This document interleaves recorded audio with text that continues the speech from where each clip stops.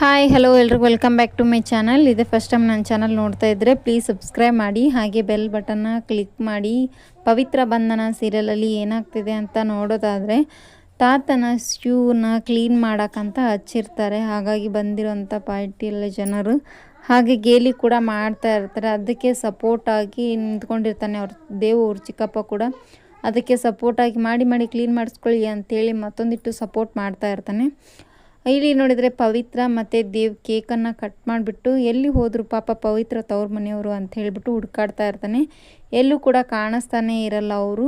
ಹಾಗೆ ಇಲ್ಲಿ ಸುಮಂತನಿಗೆ ತುಂಬ ತಲೆ ಸುತ್ತು ಬಂದು ಬಿದ್ದುಬಿಡ್ತಾನೆ. ಅಲ್ಲಿ ಯಾರು ಕೂಡ ಅವನಿಗೆ ಕೇರೆ ಮಾಡ್ತಾ ಇರಲ್ಲ. ಅಷ್ಟೊತ್ತಿಗೆ ಇಲ್ಲಿ ನಮೃತ ಅವರ ಮಮ್ಮಿಯವರು ಬಂದು ಯಾರಿದು ಹೊರಗಡೆ ಬಿಸಾಕ್ರಿ ಅಂತ ಹೇಳಿಬಿಡ್ತಾರೆ ವಾಚ್ಮನ್ಗಳಿಗೆ. ಅವನ್ನ ಕರ್ಕೊಂಡು ಹೊರಗಡೆ ಕಳಿಸ್ಬಿಡ್ತಾರೆ.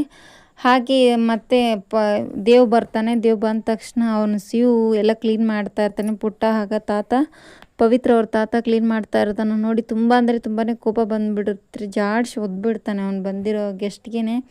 ಒದ್ಬಿಟ್ಟು ಏನು ಮಾಡ್ತಾ ಇದ್ದೀರಾ, ಅವ್ರು ಯಾರಂತ ತಿಳ್ಕೊಂಡಿದ್ದೀರಾ ನೀವು? ನಮ್ಮ ಪವಿತ್ರ ಅವ್ರ ತಾತ ಅವರು ಗೊತ್ತಾ ನಿಮಗೆ?